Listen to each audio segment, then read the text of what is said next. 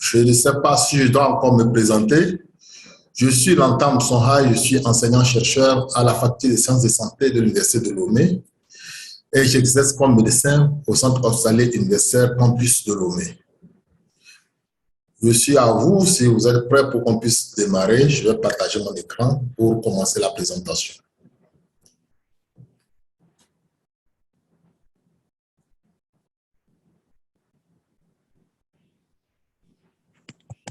Vous pourrez y aller, professeur, nous sommes prêts. Nous vous suivons avec attention.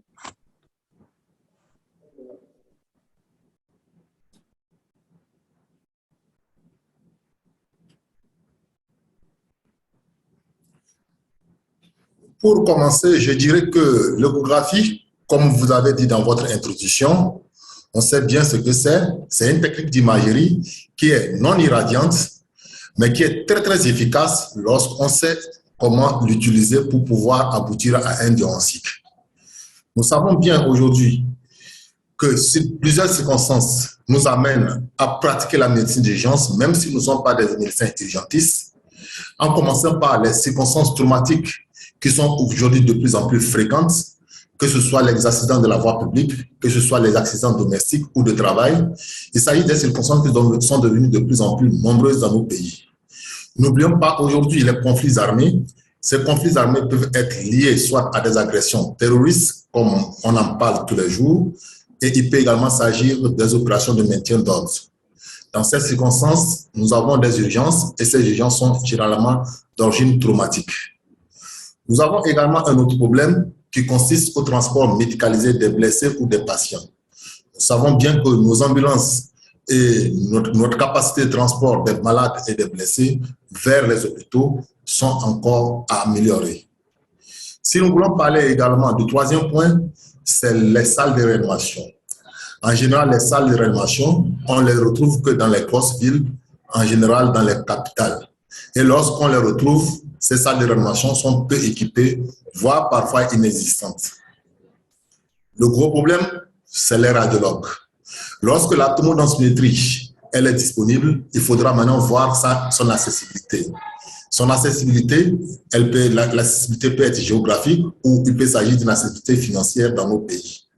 Également, le problème posé en imagerie, c'est le nombre de radiologues qui est très, très insuffisant pour couvrir toute l'étendue du territoire dans nos pays. Tout ceci concourt bien sûr au fait que la mortalité hospitalière aux urgences est restée toujours élevée. Qu'est-ce qu'il faudra faire? Je pense bien qu'on peut agir sur certains facteurs tels que la pratique de l'échographie qui peut être devenue courante et permettre de réduire cette mortalité hospitalière en entraînant les médecins généralistes et urgentistes à la pratique de l'échographie aux urgences. Initialement, cette échographie a été réalisée pour d'abord un niveau 1. Le niveau 1 permettait au début d'évaluer le niveau cardiaque. Il s'agissait d'évaluer la contractilité et la taille du cœur et de rechercher l'épanchement péricardique. Au niveau de l'abdomen, cette échographie était pratiquée pour rechercher les épanchements hématiques intra-abdominaux et au niveau périphérique, l'échographie était uniquement utilisée pour rechercher des faiblites à l'étage fémoro-poplité.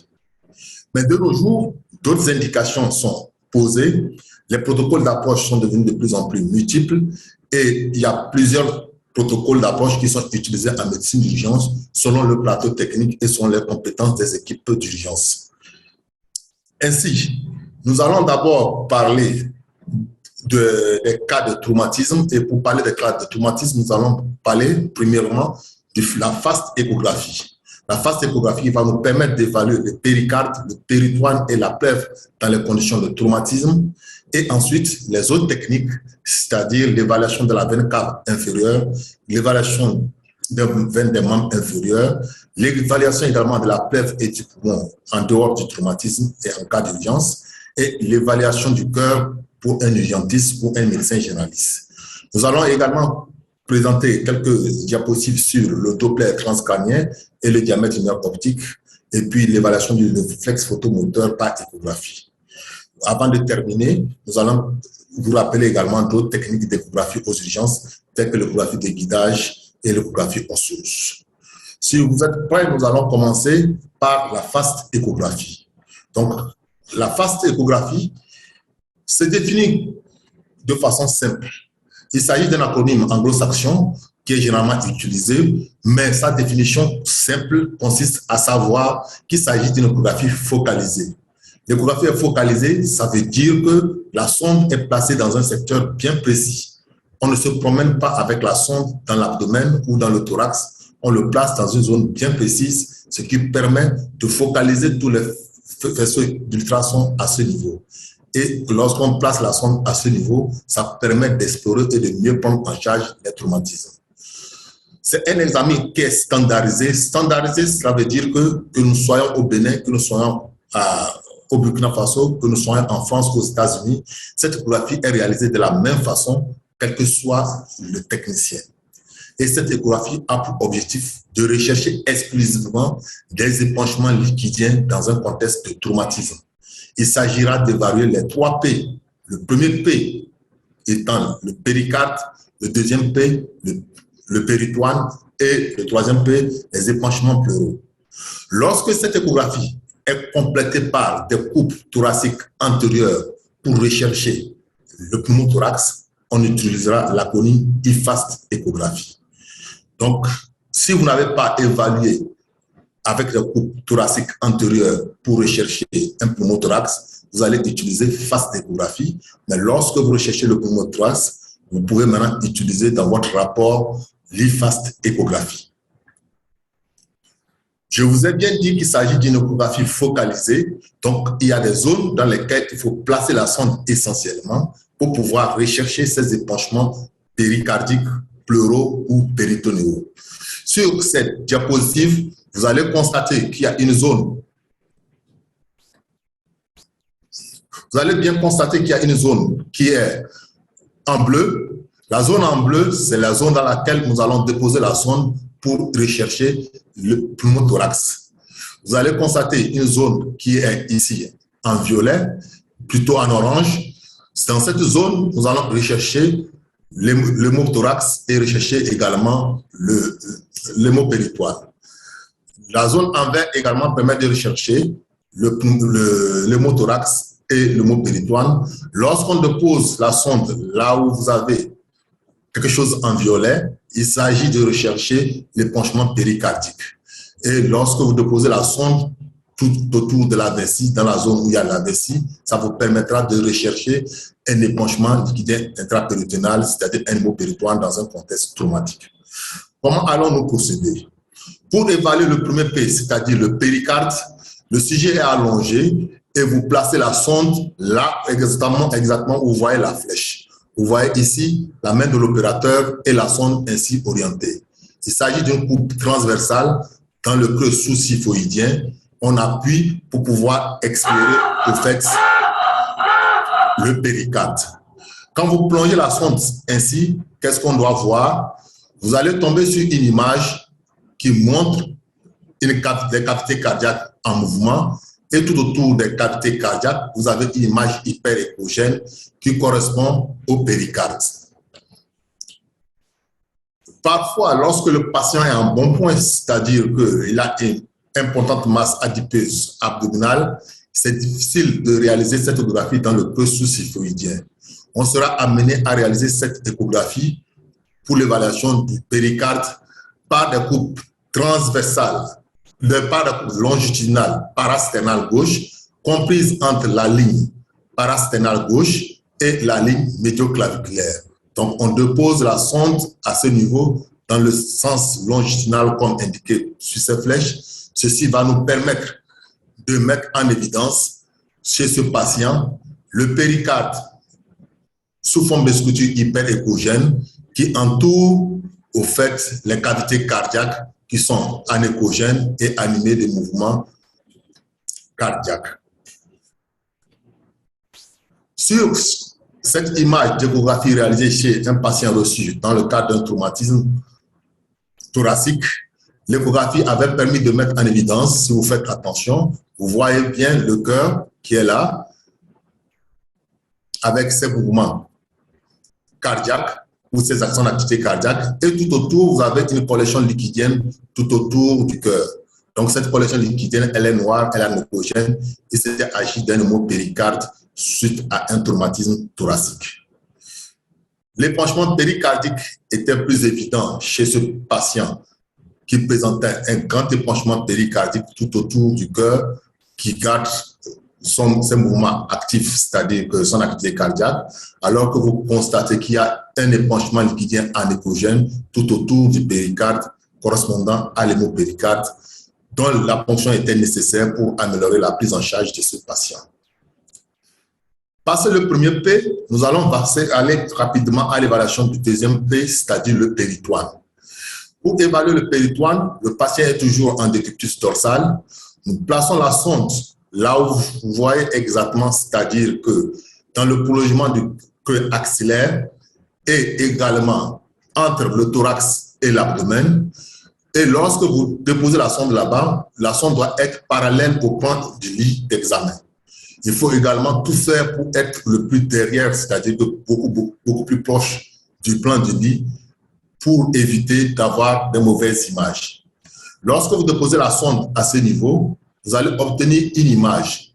Quelle image on obtient? Il s'agit de l'image du foie que vous voyez ici sous forme de structure hypoécogène. Et vous avez également une structure qui est ici le rein, qui a la forme d'un haricot avec un centre hyperécogène caractéristique. Entre les deux organes, vous avez une image hyperécogène, c'est l'espace de Morrison qui sépare le rein du foie. Lorsque vous avez un épanchement intrapéritonéal, l'espace de Morrison, ici hyperécogène, c'est-à-dire blanc, va apparaître anécogène, c'est-à-dire noir à l'échographie. On passe à gauche, c'est la même technique, la coupe longitudinale le long du tronc. Dans le prolongement axillaire, on descend au maximum jusqu'à ce que les mains touchent le bord du lit. Et lorsqu'on place la sonde à ce niveau de cette manière, on doit obtenir une image. Cette image est caractérisée par la visualisation de la rate. C'est des images dynamiques, veuillez nous excuser, la visualisation de la rate et la visualisation du rein gauche. Le rein gauche, il est caractéristique, il a une périphérie hypoécogène, un centre hyperécogène, et vous voyez entre la rate et le rein, un espace qui est hyperécogène, c'est l'espace de Köhler, et cet espace, lorsqu'il est remplacé par une image anécogène, c'est-à-dire une image noire, on dira qu'il y a un épanchement liquidien intrapéritonéal, et dans le contexte traumatique, il s'agit d'un hémopéritoine. On doit également rechercher l'épanchement intrapéritonéal au niveau pelvien. En ce moment, on dépose la sonde embutée au-dessus de la symphyse pubienne, à peu près à 1 à 2 cm au-dessus de la symphyse pubienne, en coupe longitudinale, et après on opère un mouvement de rotation à gauche ou à droite pour pouvoir rechercher au fait l'épanchement péritonéal. Lorsqu'on pose la sonde à ce niveau et quand on réalise une coupe transversale, on obtient cette image anécogène qui correspond à la vessie avec sa paroi qui est fine. Et s'il s'agit de la femme, on aura l'utérus en arrière. Et si c'est l'homme, on va voir la prostate en arrière. Sur la coupe longitudinale, lorsqu'on fait la coupe longitudinale, on obtiendra la vessie qui est anécogène également, avec sa paroi qui est fine. Et en arrière, on pourra visualiser la vessie ou la prostate. Lorsqu'il y a un épanchement intrapéritonéal, on verra du liquide en dehors de la vessie, autour de la vessie et en arrière également de l'utérus ou de la prostate, ce qui permettra de retenir le diagnostic d'hémopéritoine en cas de traumatisme. Sur cette coupe échographique réalisée chez un patient, vous voyez bien la vessie qui vient de disparaître, c'est une image dynamique. C'est la vessie que vous voyez en coupe transversale, c'est la vessie qui se fait voir, et progressivement, nous tombons sur une autre image qui est anécogène, qui permet d'évoquer un hémopéritoine post-traumatique chez un patient reçu dans un cas de polytraumatisme. Nous avons fini d'évaluer le péritoine et le péricarde, on doit évaluer la plèvre. Pour l'évaluation de la plèvre, une notion importante est à connaître, c'est le fait qu'il y a les syndromes déclive et les syndromes culminants. Syndrome déclive, ça veut dire que lorsque le patient est en déclivité dorsale, ils sont toujours en déclivité dorsale, les blessés. Ça veut dire que les liquides qui sont beaucoup plus lourds vont tomber, c'est-à-dire vont chuter, alors que l'air va monter vers les zones les plus culminantes. Donc, sur les zones les plus culminantes, vous aurez un deuxième, troisième espace intercostaux antérieur et les zones les plus déclives, vous verrez au fait au niveau de la ligne axillaire moyenne, à partir de la quatrième, cinquième, sixième espace intercostaux, c'est là-bas qu'il faudra venir chercher les liquides, alors que pour chercher de l'air, il faut être dans le deuxième, troisième espace intercostaux antérieurs. Donc, pour rechercher l'épanchement liquidien pleural post-traumatique, vous devez déposer la sonde exactement dans le même secteur comme on l'avait fait pour rechercher l'épanchement péritonéal tout à l'heure. Donc, c'est la même technique qui permet de retrouver au fait l'épanchement liquidien pleural. Mais le repère à retrouver, c'est la ligne hyper-échogène qui se projette au-dessus au fait du foie, qui permet de voir au-dessus du foie s'il y a une collection liquidien anéchogène orientant vers un épanchement liquidien péritonéal, pleural plutôt. À gauche, c'est également la même technique qui permet de retrouver l'épanchement liquidien pleural gauche. On ne change pas la position du patient et quand on dépose la sonde, on obtient la réflexion du diaphragme qui est hyper-échogène et le poumon normal au-dessus qui paraît hyper-échogène. Et à la place du poumon, si on voit une formation anéchogène, c'est-à-dire noire, on dira qu'il y a un épanchement liquidien pleural gauche. Chez ce patient qui avait présenté un traumatisme thoracique, on peut mettre en évidence la réflexion du diaphragme qui est hyper-échogène et vous voyez une collection liquidienne anéchogène au-dessus du diaphragme qui correspondait à un hémothorax suite à un polytraumatisme thoraco-abdominal. J'ai dit on évalue le troisième P. Le troisième P, il faut évaluer l'épanchement liquidien et l'épanchement gazeux dans la plèvre. L'épanchement gazeux dans la plèvre doit s'évaluer dans les zones culminantes, comme je les avais dit. Donc, on reste dans le deuxième, troisième espace intercostaux et sur la ligne médioclaviculaire. Donc, vous voyez comment la position de la sonde, on positionne la sonde sur la paroi thoracique antérieure du patient. Et lorsqu'on positionne la sonde de cette façon, on doit obtenir une image qui soit à gauche ou à droite. Cette image, elle est orientée de cette manière. Quand vous regardez de ce côté, ça veut dire que nous sommes la partie supérieure au fait du patient et cette partie correspond à la partie inférieure du patient. Vous allez voir une image noire ici à la partie supérieure et une autre image noire à la partie inférieure. Et quand vous analysez bien, au-dessus, vous avez une image hyper-échogène, c'est-à-dire blanche, qui surmonte l'image noire. La même image se retrouve également du côté supérieur. Donc, c'est un couple longitudinal, on parle là de supérieur et inférieur. Nous sommes ici dans le deuxième espace intercostal gauche, donc vous voyez la côte supérieure et la côte inférieure. Entre les deux images hyper-échogènes, si vous faites attention, vous allez voir une ligne qui est blanche, hyper-échogène, qui relie les deux. Il s'agit de la ligne pleurale. Cette ligne pleurale, elle est hyper-échogène, elle est blanche. Donc, c'est elle qui permet de dire qu'on a vu la plèvre à l'échographie. De façon schématique, la même image que je viens de vous montrer, c'est elle qu'on a schématisée ainsi. Donc, je vous avais montré une image qui est hyper-échogène, qui est blanche, qui correspond à la côte supérieure avec son cône d'ombre postérieur. Et vous avez une image hyper-échogène avec son cône d'ombre postérieur qui correspond également à l'image de la côte inférieure. Quand vous faites attention, il y avait une ligne que vous ont montré, la ligne pleurale, c'est elle qui est là, et c'est cette image qui donne l'image de chauve-souris. Donc, si vous avez vu une chauve-souris, vous avez le corps de la chauve-souris, et ça correspond aux ailes de la chauve-souris. Sur des images dynamiques, c'était des images gelées, j'avais fixé les images. Là, il s'agit d'images dynamiques, c'est-à-dire que pris en temps réel. Vous voyez la côte supérieure qui est ici hyper-échogène avec son cône d'ombre postérieur. Vous avez la cône inférieure également qui est hyper-échogène avec son cône d'ombre postérieur. Et vous voyez une image qui est linéaire hyper-échogène qui fait des mouvements de va-et-vient. Cette ligne qu'il y avait appelée la ligne pleurale et qui effectue des mouvements de va-et-vient traduit ce qu'on appelle le glissement pleural. Donc, lorsqu'on a ce glissement pleural, c'est-à-dire des mouvements de va-et-vient, on peut dire qu'il n'y a pas de pneumothorax. Donc, le fait que cette image bouge du haut en bas, ça traduit l'absence de pneumothorax. La même image est observée ici avec une autre sonde, mais cette sonde est de haute fréquence où les images sont beaucoup plus nettes. Donc, on voit en fait le glissement pleural plus nettement avec le mouvement de va-et-vient sur cette image. Il y a une deuxième image qu'on appelle les artefacts de ligne B.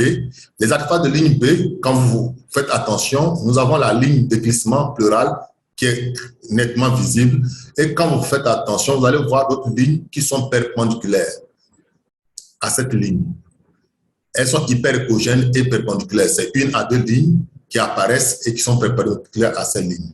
Il s'agit des artefacts en queue de comète qui permettent d'orienter vers les atteintes parenchymateuses. On verra ça après. Le glissement pleural peut être difficilement appréciable à l'œil nu. Donc, nous avons sur les échographes ce que nous appelons le mode TM. Donc, lorsque vous utilisez le mode TM, ce mode va vous permettre d'affirmer vraiment que les mouvements de va-et-vient que j'avais observés, ces mouvements sont vraiment réels. Donc, lorsque vous appliquez ce mode TM sur votre appareil, vous allez obtenir cette image. Sur cette image, vous avez une grosse ligne qui est hyper-échogène. Cette grosse ligne hyper-échogène correspond à la ligne de glissement pleural que j'avais décrite précédemment. Mais quand vous regardez en avant de cette ligne, vous avez d'autres lignes plus fines qui ressemblent beaucoup plus aux cheveux, c'est-à-dire avec un aspect péniforme comme si c'était des cheveux. Mais en arrière de cette ligne, vous avez un aspect de granité. Donc, l'ensemble va vous donner une image comme si vous étiez au bord de mer. En avant, vous avez les vagues de mer et ici, vous avez du sable. Donc, c'est l'aspect normal, au fait, en mode TM du poumon. On parle de pneumothorax lorsque vous êtes sûr que vous avez fait un abord exclusivement intercostal. Donc, il faut toujours déposer la sonde entre deux côtes et les côtes les plus antérieures, les espaces intercostaux les plus antérieurs, les deuxièmes et les troisièmes espaces intercostaux. Et lorsque vous avez une absence de signe de glissement, donc je vous ai montré ce que c'est que le glissement pleural. Lorsque ce signe est absent, sa sensibilité est presque de 100%. Les lignes B dont je vous ai parlé, lorsque ces lignes B sont absentes, leur sensibilité est autour de 60% pour orienter vers ce que nous appelons le pneumothorax. Il y a un signe appelé le signe de point poumon qui est beaucoup plus difficile à rechercher parce qu'il nécessite à mettre le patient en apnée et en mode TM. On verra ça par la suite. Un exemple chez ce patient, lorsque vous regardez, faites attention, nous avons une ligne, c'est-à-dire la ligne de glissement pleural. Comme vous l'observez ici, on cherche à voir si cette ligne fait des mouvements de va-et-vient. On fait vraiment attention comparativement à ce côté. Vous voyez ici, la ligne bouge, elle fait des mouvements de va-et-vient, alors que contrairement ici, la ligne ne fait pas de mouvement de va-et-vient. Donc ici, il y a une perte de glissement, donc il y avait un pneumothorax, contrairement ici, où la ligne fait des mouvements de va-et-vient, il n'y avait pas de pneumothorax. Vous avez des échos de répétition. Vous voyez la ligne de glissement pleural qui est là, qui ne bouge pratiquement pas, qui ne fait pas de mouvement. Et vous avez les mêmes lignes qui se répètent à plusieurs reprises.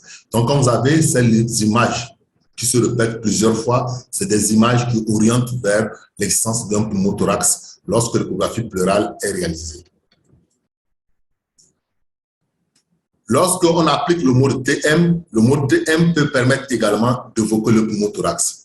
Donc, je vous avais expliqué l'image qu'on obtenait.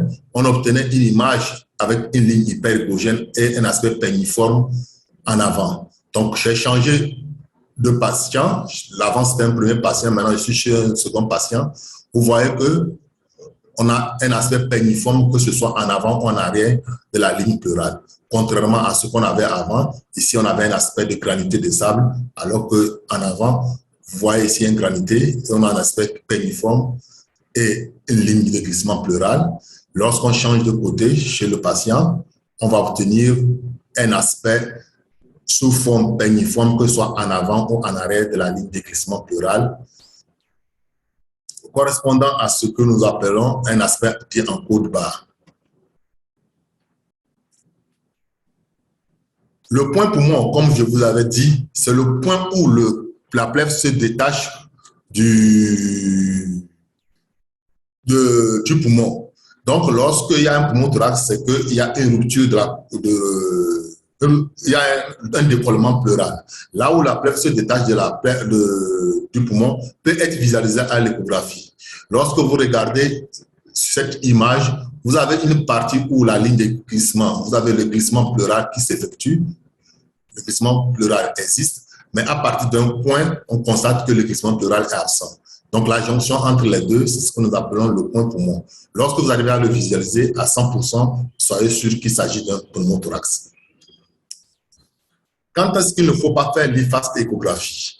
Il faut savoir que lorsque vous avez des plaies abdominales pénétrantes, lorsque vous avez des plaies thoraciques pénétrantes, il ne faudra pas réaliser cette échographie. Et également, chez l'enfant, il faudra éviter de faire cette échographie parce qu'il y a des faux négatifs.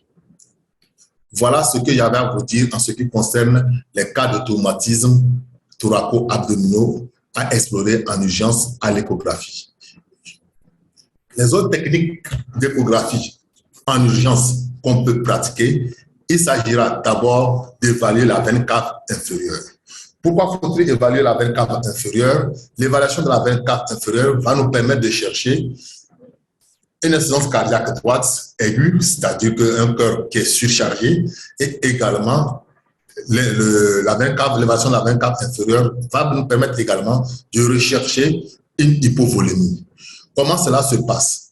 On va positionner le patient, comme je vous avais dit, pour évaluer le creux sus-sphédien. Je vous avais dit qu'on déposait la sonde dans le creux sus-sphédien dans le sens transversal. Cette fois-ci, nous allons positionner la sonde de façon longitudinale dans le creux sus-sphédien. Donc, lorsqu'on dépose la sonde de façon transversale dans le creux sus-sphédien, comme vous le voyez, on va sortir cette image qui correspond à la veine cave inférieure.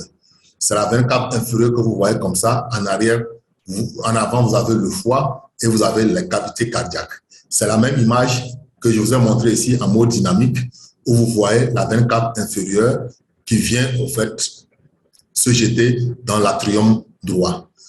Donc, quand vous observez cette veine cave inférieure, vous allez constater que son diamètre est variable et cette variation ne correspond pas, au fait, au mouvement cardiaque, mais cette variation correspond au mouvement respiratoire, c'est-à-dire à l'inspiration et à l'expiration. Donc, nous devons évaluer son calibre.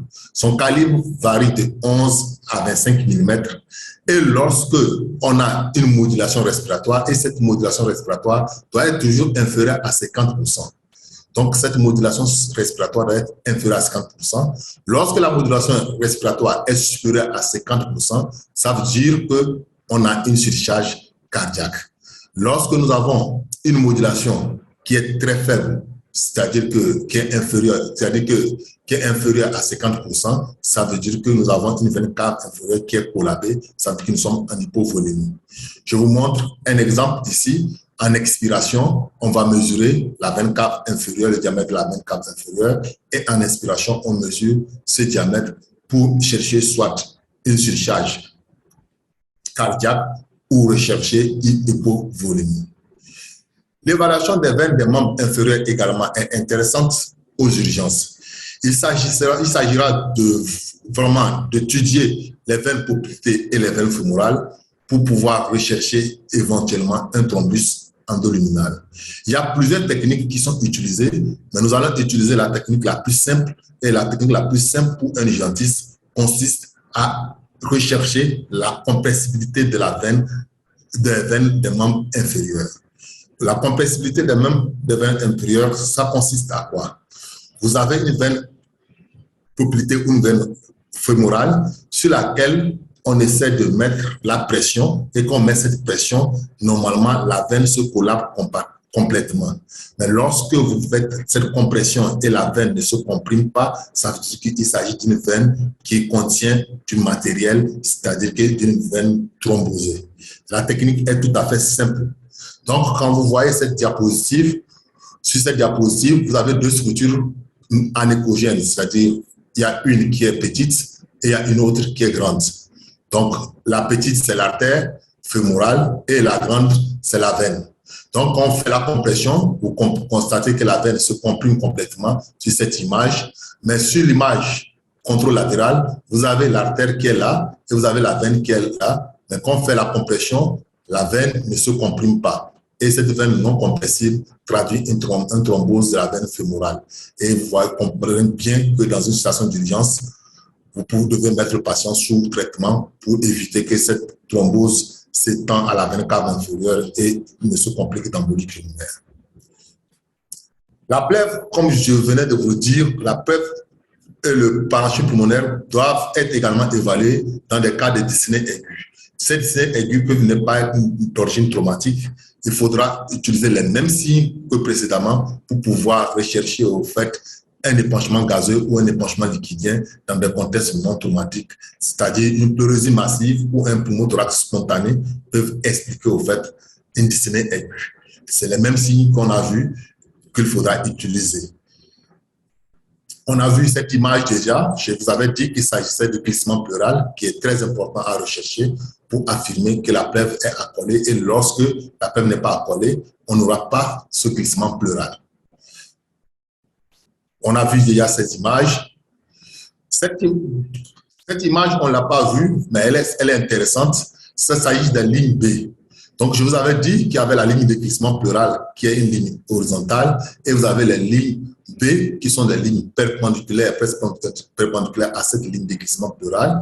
Et lorsque vous avez ces lignes B qui sont multiples, c'est-à-dire au-delà de 3, ici vous avez 1, 2, 3, 4. Si vous avez jusqu'à 3, au-delà de 3, de façon bilatérale, il faut savoir qu'il y a une atteinte interstitielle pulmonaire. Et dans notre contexte actuel de pandémie à COVID-19, dyspnée aiguë avec à l'échographie, des lignes B au-dessus de 3, ça correspond à une pathologie interstitielle aiguë, probablement une COVID-19. Nous avons ce que nous appelons généralement, c'est-à-dire un algorithme, et cet algorithme va vous permettre, lorsque vous réalisez l'échographie pulmonaire dans les contextes non traumatiques, de pouvoir orienter vers un pneumothorax. Quels sont les signes que nous allons utiliser? Nous avons parlé de glissement pulmonaire. Tout le monde avait vu ce que j'ai appelé par glissement pulmonaire. Lorsque vous avez ce glissement pleural, vous cherchez si le glissement pleural existe, c'est que vous n'avez pas de pneumothorax. Donc, dyspnée aiguë, je dépose ma sonde, j'ai le glissement pleural des deux côtés, au moins ce n'est pas un pneumothorax. Deuxième cas, je vois que le glissement pleural n'existe pas. Comme je vous ai parlé des lignes B que je vous ai montrées, je vais vérifier voir s'il y a les lignes B. S'il y a les lignes B, là, c'est qu'il n'y a pas de pneumothorax. Mais lorsqu'il n'y a pas les lignes B, je peux également vérifier voir s'il y a le point poumon. S'il n'y a pas le point poumon, en ce moment, je vais vérifier le pouls pulmonaire qui est difficile à chercher. Et lorsqu'il y a le pouls pulmonaire, c'est qu'il n'y a pas de pneumothorax. Mais par contre, lorsqu'il n'y a pas de pouls pulmonaire, il s'agit d'un pneumothorax.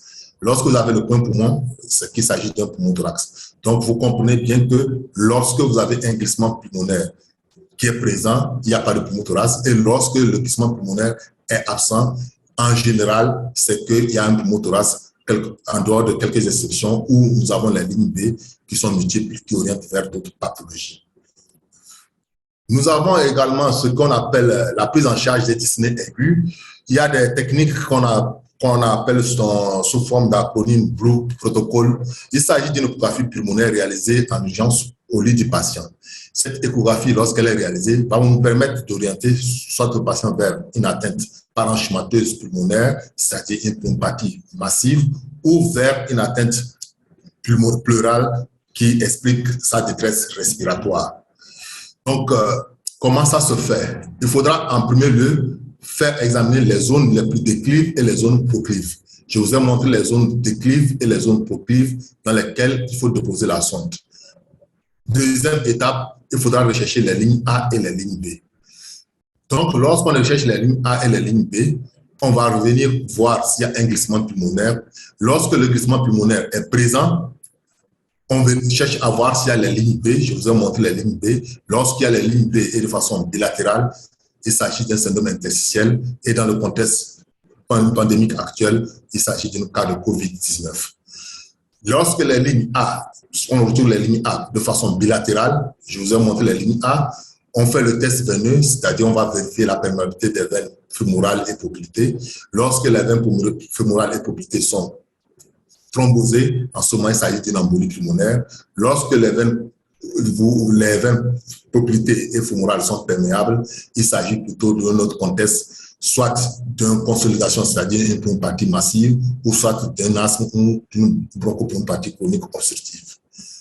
Lorsque le glissement pleural est absent, en ce moment, on recherche les lignes, on recherche les lignes A, et lorsque ces lignes A n'existent pas, vous savez que c'est un pneumothorax. Lorsqu'on a les lignes B, on retourne dans le cas des pneumopathies massives.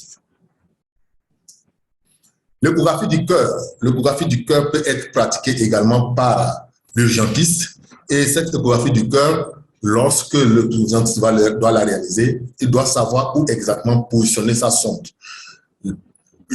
On avait déjà vu ce secteur, c'est-à-dire le creux sous-syphoïdien, c'est-à-dire la position sous-costale. Dans ce creux sous-syphoïdien, j'avais dit qu'on pouvait déposer la sonde de façon transversale. Lorsqu'on dépose la sonde de façon transversale, on va obtenir une coupe 4 cavités sous-syphoïdienne. Sur cette coupe 4 cavités sous-syphoïdienne, vous voyez bien qu'on peut étudier les cavités cardiaques. Bien sûr, les cavités cardiaques sont bien étudiées. Et également, lorsque vous tournez la sonde de 90 degrés, vous allez pouvoir dérouler la veine cave inférieure et pouvoir étudier la veine cave inférieure et appliquer ce qu'on a déjà vu sur l'évaluation de la veine cave inférieure.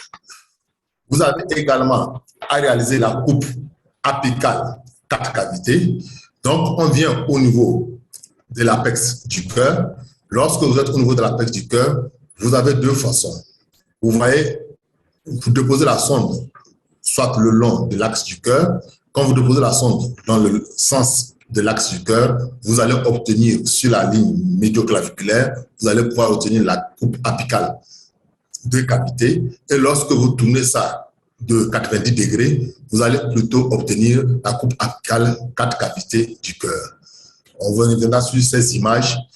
Lorsque vous êtes au niveau parasternal gauche, lorsque vous déposez généralement le stéthoscope, vous laissez la sonde dans le sens de l'axe du cœur, vous allez obtenir la coupe parasternale grand axe du cœur. Et lorsque vous tournez la sonde de 90 degrés, vous allez obtenir la coupe parasternale petit axe du cœur.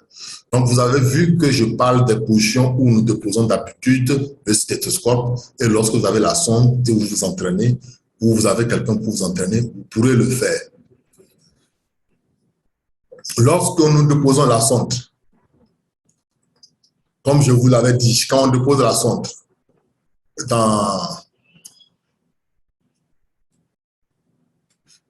en parasternal gauche et nous déposons la sonde dans le grand axe du cœur, voilà l'image que vous allez utiliser.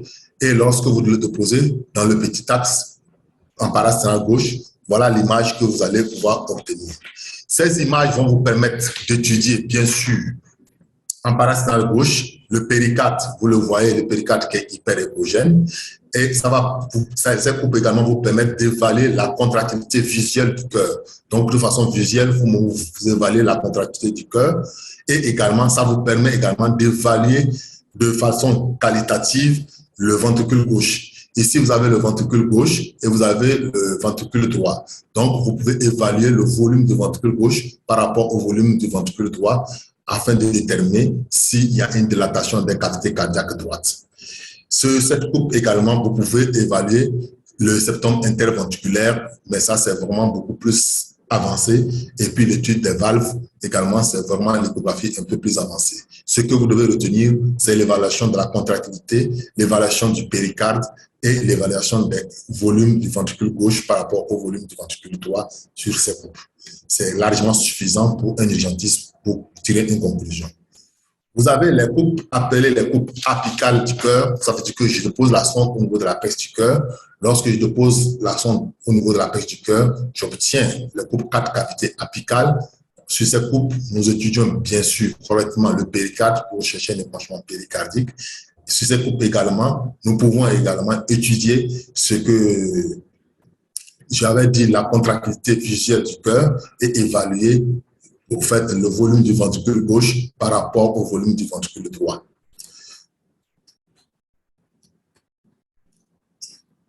J'avais parlé de la coupe sous-syphoïdienne qui vous permet également d'évaluer les 4 cavités cardiaques, le péricarde et également évaluer la contractilité visuelle du cœur.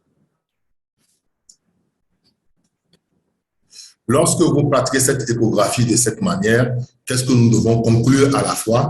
À la fin, on doit être en mesure de signaler s'il y a une défaillance du ventricule gauche. Lorsqu'il y a une défaillance du ventricule gauche, vous allez constater qu'il y a une dilatation du ventricule gauche et puis on pourra aussi avoir une diminution de la fraction de raccourcissement. La fraction de raccourcissement, c'est le diamètre diastolique et le diamètre systolique. On fait la différence et on divise ce diamètre systolique et diastolique par le diamètre diastolique, ce qui nous permet d'avoir la fraction, comme on l'appelle, la fraction de raccourcissement. On peut également évaluer le volume des cavités, c'est-à-dire du ventricule gauche à la diastole et le volume du ventricule gauche à la diastole. On fait la subtraction, on divise ça par le volume diastolique, ce qui permet d'avoir la fraction d'éjection systolique sur ces coupes. À partir de là, on peut parler d'une défaillance cardiaque du ventricule gauche aux urgences. Nous pouvons également évoquer une embolie pulmonaire massive lorsque nous réalisons cette échographie cardiaque, si nous constatons qu'il y a une dilatation du ventricule droit avec un rapport ventricule droit supérieur sur ventricule gauche supérieur à 1, et puis quand nous constatons qu'il y a un asynchronisme de contraction septale, c'est-à-dire un septum interventriculaire paradorsal, et qu'on constate également que la fonction ventriculaire gauche est conservée et qu'il y a une dilatation de l'artère pulmonaire. La tamponnade également, c'est les 3 entités que nous devons évoquer en tant qu'urgentistes. On parle de tamponnade lorsque nous avons un épanchement circonférentiel. Nous avons un collapsus diastolique de l'oreillette droite. Ça veut dire que l'oreillette droite ne change pas de volume en diastole. Nous avons également un collapsus diastolique du ventricule droit, dont le volume ne change pas en diastole. Et à l'inspiration, on a une augmentation du volume du ventricule droit et une diminution du volume du ventricule gauche. Parfois, vous pouvez avoir un cœur dansant comme sur la deuxième image que vous avez montrée dans les épanchements péricardiques. Une 5e technique qu'on peut réaliser, c'est le Doppler transcrânien. Il s'agit d'une technique qui est utilisée dans les neurotraumatismes et dans les urgences neurologiques non traumatiques. Parfois, on peut l'utiliser pour les morts cérébrales, mais ce n'est pas légal de l'utiliser. Et puis, il y a une notion d'écothérapie, c'est-à-dire que dans les AVC ischémiques, certains l'utilisent en disant qu'ils peuvent casser les caillots de sang en utilisant cette échographie. Il s'agit de placer la sonde exactement là où vous voyez. J'ai montré, au fait, vous voyez l'angle externe de l'œil, et puis vous avez ici la zone de tir. Vous avez le tragus, et puis c'est là qu'il faut déposer la sonde. Il y a un orifice là-bas, et à travers cet orifice, les ultrasons peuvent passer et visualiser, au fait, le contenu cérébral. Lorsque vous déposez la sonde à ce niveau, vous allez obtenir cette image. Sur cette image, vous avez les structures médianes. Quand vous voyez ces structures médianes, elles sont symétriques. C'est-à-dire que les structures cérébrales sont symétriques par rapport à cette structure médiane. Donc, ça vous permet de dire qu'il n'y avait pas un effet de masse chez ce patient. Et vous voyez bien qu'il n'y a pas une collection en hypodense ou, je dis, anépogène ou hypoépogène péricérébrale pouvant orienter vers une collection post-traumatique. Donc, cette échographie seule suffit pour vous aider à dire qu'il n'y a pas un effet de masse dans un contexte de neurotraumatisme. De façon beaucoup plus poussée, on peut appliquer le Doppler couleur. Et lorsqu'on applique le Doppler couleur, cela permettra de repérer la veine cérébrale moyenne. Et cette veine cérébrale moyenne, on va apprécier son index de pulsatité. Et à partir de son index de pulsatité, on peut apprécier le niveau d'atteinte cérébrale chez ce patient.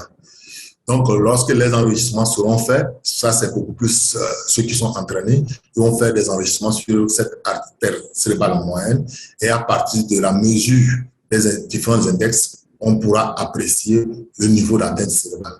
Lorsque vous avez un index de pulsatité qui est supérieur à 1,4, on se dit que, au fait, l'atteinte cérébrale est sévère et dans le cas de triage, si vous êtes parti pour ramasser les patients, si vous n'avez pas assez de place, c'est les patients qu'on laisse et qu'on viendra chercher secondairement parce que le pronostic est vraiment réservé.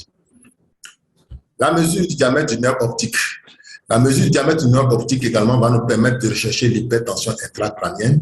Et comment elle se fait? On dépose la sonde sur le globe oculaire et quand on dépose la sonde sur le globe oculaire, on voit clairement le globe oculaire et en arrière du globe oculaire, vous avez une ombre acoustique qui est noire, qui correspond à l'ombre du nerf optique. Donc, on apprécie le diamètre de ces nerfs optiques et lorsqu'il est augmenté de volume, on pourra parler de hypertension intracrânienne. On considère que le nerf optique est pathologique lorsque son diamètre est supérieur à 5 mm et il s'agit d'une technique qui permet d'explorer l'encéphale en dehors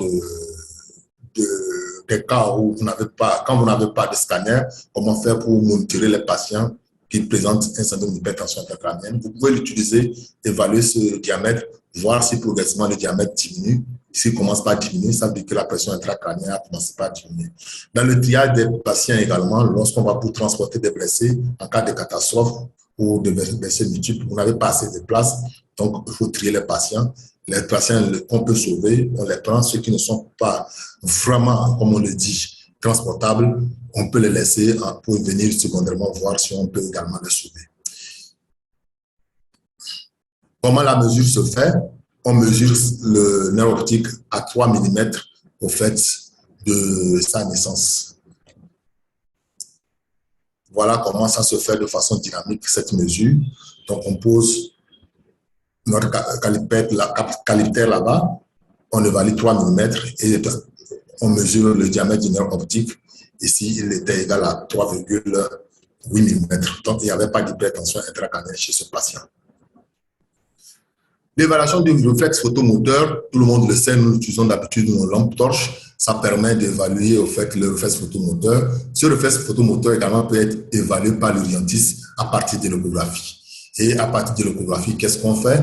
On place la sonde sur le globe oculaire avec cette technique et il y a une lampe torche également qui est utilisée et cette lampe torche permet d'observer la variation en fait, du diamètre de la pupille qui permet de dire si le réflexe existe ou le réflexe n'existe pas.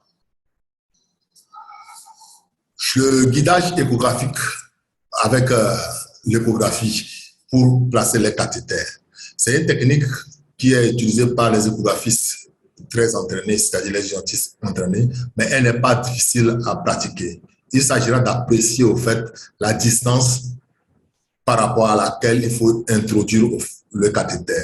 Donc, vous avez ici la veine jugulaire et puis vous avez la carotide commune qui sont repérées à l'échographie.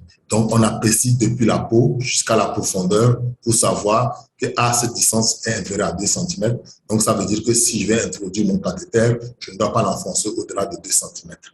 Mais il faut toujours s'assurer que la veine est toujours compressible parce que quand la veine n'est pas compressible, c'est qu'elle est thrombosée. Pour placer un cathéter dans une veine déjà thrombosée, je pense qu'on n'a pas fait grand-chose. Donc, il faudra toujours apprécier la compressibilité de cette veine. Donc, le cathéter que vous allez introduire, on peut le suivre de façon longitudinale ou de façon transversale. Donc, c'est l'aiguille qui est visualisée de cette manière et vous avez un écho de répétition qui est un artefact qui vous permet vraiment de suivre la progression de l'aiguille. L'abord peut se faire soit de façon transversale, donc on fait un coupe transversal et on suit l'aiguille de façon transversale, ou de façon longitudinale, c'est-à-dire qu'on suit le vaisseau dans son axe pour pouvoir introduire le cathéter. C'est la voie la plus utilisée très couramment. Avant de conclure, je vous dirais qu'il y a d'autres techniques d'échographie qui peuvent être utilisées, telles que le guidage échographique pour les thoracosynthèses et les pédicardiosynthèses, également l'échographie abdominale pour rechercher un syndrome obstructif des voies urinaires. Je vous ai montré le rein, se présentait sous la forme d'un haricot, d'un grain d'haricot, avec un centre qui est blanc hyperéchogène et une périphérie qui est hypoéchogène. Lorsque le centre qui est hyperéchogène devient anéchogène, c'est-à-dire contient du liquide, c'est qu'il y a une obstruction des voies urinaires. Et puis, il y a l'échographie osseuse également qui peut être pratiquée aux urgences pour transporter un blessé ou vous devez pouvoir, si vous avez la sonde, apprécier s'il y a une solution de continuité des structures osseuses, même les structures osseuses les plus volumineuses comme le fémur. Voilà ce qu'il y avait à vous dire.